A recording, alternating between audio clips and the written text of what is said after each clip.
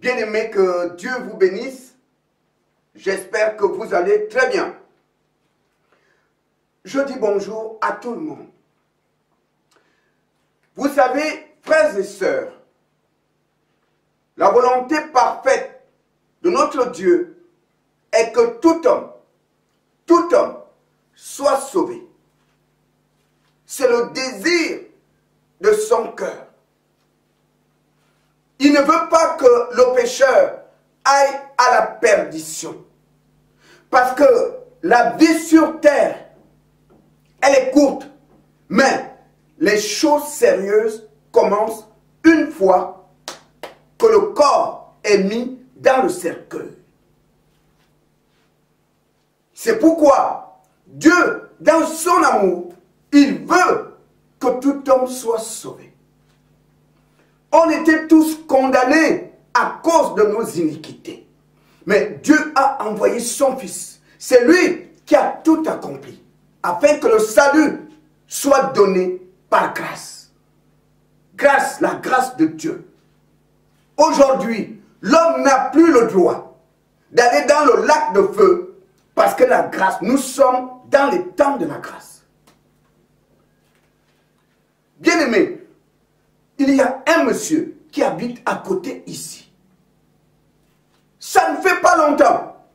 Le 1er janvier 2021, je l'ai vu. Il avait un champagne. Bonne année, meilleur vœu, bonne année, bonne année, bonne année, bonne année. Il criait.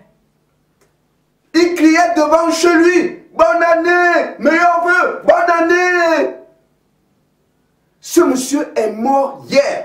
Il était sur une moto. Il a été renversé. Il a bu le champagne le 1er janvier. Ils sont nombreux. Des gens qui ont crié le 1er janvier 2021. Bonne année, meilleur vœu, bonne année. Ils sont aujourd'hui sous terre. Depuis que le diable a amené le coronavirus, on voit les corbillards qui font la navette entre les hôpitaux et les cimetières. Toutes ces personnes qui sont aujourd'hui enterrées, on leur a bien dit, bonne année, meilleur vœu. Ils sont aujourd'hui sous terre. La Bible dit, ô homme, qui que tu sois, prépare-toi à la rencontre de ton Dieu. Que fais-tu du souffle de vie que Dieu te donne tous les jours? Comment tu gères le temps que Dieu te donne tous les jours? Pour ta repentance. Parce que le Seigneur t'aime, il ne veut pas qu'après ta mort, tu te retrouves dans le lac de feu. C'est pourquoi il te donne ce temps. Comment tu gères ce temps? Dans l'alcool, dans les cigarettes, dans les salles de cinéma, dans les boîtes de nuit, dans les voyages, dans les affaires, parce que la mort, elle ne va jamais te prévenir. Jamais elle viendra te dire, toc, toc, toc, toc, tu te prépares, hein, parce que je serai là dans un mois. Elle va te surprendre. J'ai vu ce monsieur, bonne année, dehors, il avait le champagne à la main, le 1er janvier 2021. Aujourd'hui, ce n'est plus ça. Une voiture l'a renversé, il était sur la moto. La Bible dit, prépare-toi à la rencontre de ton Dieu. Dieu n'est pas contre le fait que tu vas au travail, que tu fais des affaires, que tu crées des entreprises. Non, mais si tu mets ça en premier et que tu ne penses pas à ton salut, c'est dangereux parce que la mort ne va pas te prévenir. On est aujourd'hui au mois de mai. C'est pas fini. Il y a d'autres. On t'a bien dit meilleur vœu le 1er janvier. On t'a dit bonne année le 1er janvier. Mais tu ne verras même pas ce mois de décembre qui arrive. C'est Dieu qui connaît le nombre de jours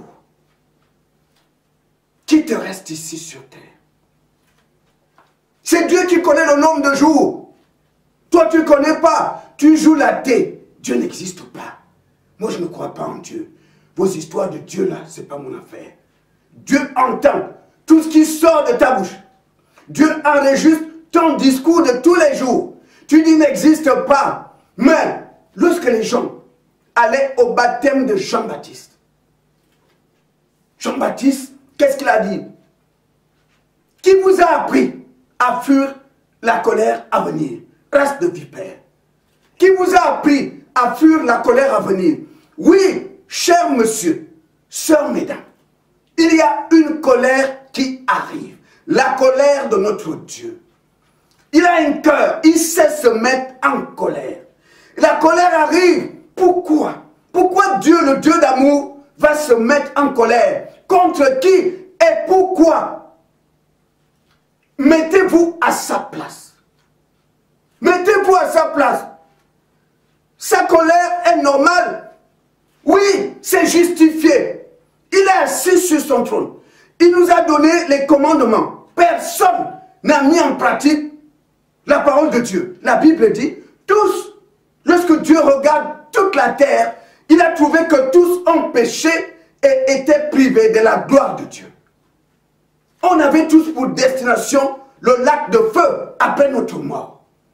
Dans son amour, il envoie son fils qui va porter, qui viendra subir l'humiliation, le fouet, la mort, les tortures, les blasphèmes, les injures.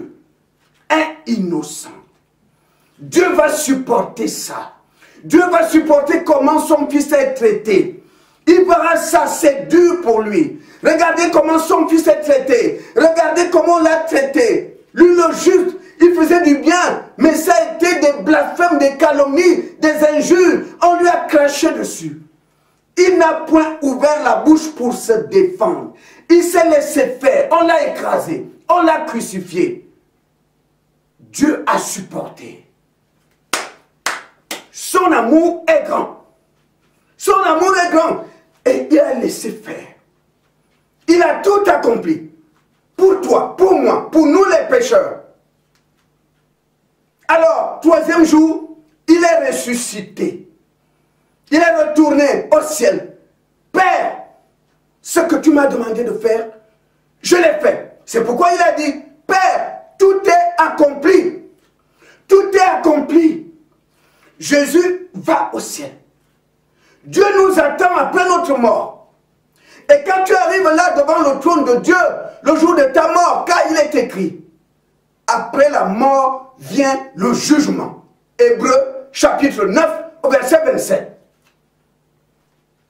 Quand tu arriveras là-bas, celui-là, on l'a déjà mis dans le cercueil en bois et tu es déjà enterré. Tu te retrouves devant le trône de Dieu. On va ouvrir le livre de vie pour voir si ton nom est dedans. Parce que toute personne qui donne sa vie à Jésus, ton nom est écrit dans le livre de vie. Quand tu seras devant le trône de Dieu, alors, on va ouvrir le livre. Est-ce que ton nom est dedans? Les anges vont dire à Dieu, Éternel, son nom n'est pas dans le livre de vie. Alors, Dieu va se mettre dans tous ces états. C'est là où tu verras la colère de Dieu. Pourquoi? Monsieur, j'ai envoyé mon fils. Toutes les souffrances qu'il a endurées pour votre salut. Donc toi, ton nom n'est pas dans le livre de vie. Ça signifie que tu fais partie de ces gens qui ont craché sur son sacrifice. Donc tu fais partie de ces athées qui ont méprisé ce sacrifice. Jésus a dit, c'est là qu'il y a des pleurs, des grincements de dents. Dieu va se mettre en colère. Parce que si ton nom n'est pas dans le livre de vie, c'est la preuve que tu as méprisé ce que Jésus a fait. Alors Dieu sera en colère. Il te dira les yeux dans les yeux, retirez-vous de moi. Et à ce moment-là, les anges vont s'emparer de toi. Et ils t'amèneront au lieu qui a été préparé pour le diable et ses démons. Quiconque quitte ce monde, et n'a pas Jésus, va subir la colère de Dieu. Parce que quand tu seras devant le trône, ils vont vérifier dans le livre si ton nom est dedans. À partir du moment où il n'y a pas ton nom, ça veut dire que tu as méprisé, tu as foulé au pied le sacrifice de Jésus. Pour toi, ce n'était pas important. Et c'est là que tu vas subir la colère de Dieu. Bien-aimé, je ne cherche pas à faire peur à qui que ce soit, mais ce que je te dis là, que tu crois, que tu ne crois pas, tu vas mourir un jour. Chacun son jour. Chacun son jour. Ça ne fait pas longtemps. Le 1er janvier 2021, on criait tous « Bonne année!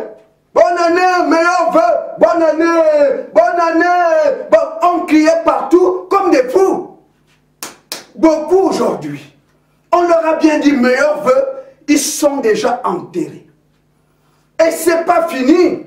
Beaucoup parmi nous ne verront pas le 1er janvier 2022. La Bible dit « prépare-toi à la rencontre de ton Dieu. » Parce que tu ne connais pas tes jours. Tu ne connais pas tes jours. Le temps que Dieu te donne, tu le sacrifies dans le sport, à regarder les matchs de foot, à fumer la cigarette, à aller dans ta perversion sexuelle, aller aux avortements, à la prostitution. Oui, tu prends ce temps pour faire la vie de débauche, pour se défouler dans les boîtes de nuit, dans l'alcool, dans la drogue. Dieu t'observe.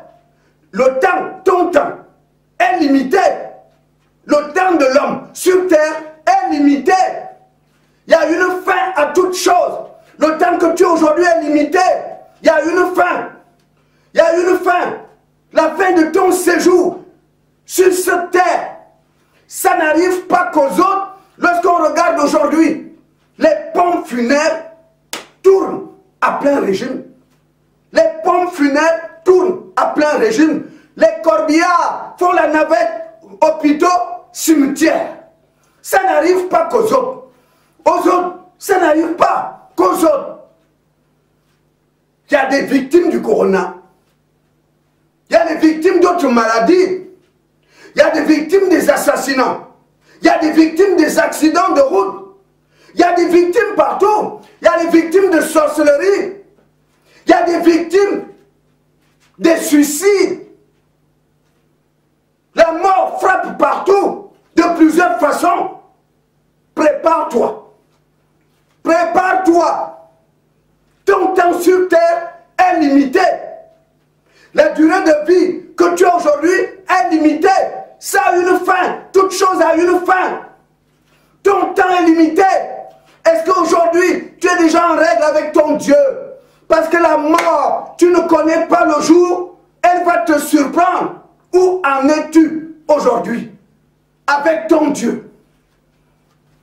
Préfères-tu aller rencontrer un Dieu qui aura le sourire devant toi ou un Dieu qui sera en colère parce que tu reviens de la terre, ton nom n'est pas dans le livre de vie, tu fais partie des gens qui ont méprisé le sacrifice de son fils, alors il sera en colère. Si ton nom n'est pas dans le livre de vie, tu fais partie des gens qui ont craché, qui ont méprisé le salut en Jésus. Alors Dieu sera en colère. C'est là que tu auras chaud. Tu as encore le temps. Tant que tu n'es pas encore dans le cercueil, tu as le temps. Tu as le temps. Ta priorité, qui que tu sois, c'est d'abord ton salut. Parce que la mort va te surprendre. Que Dieu vous bénisse.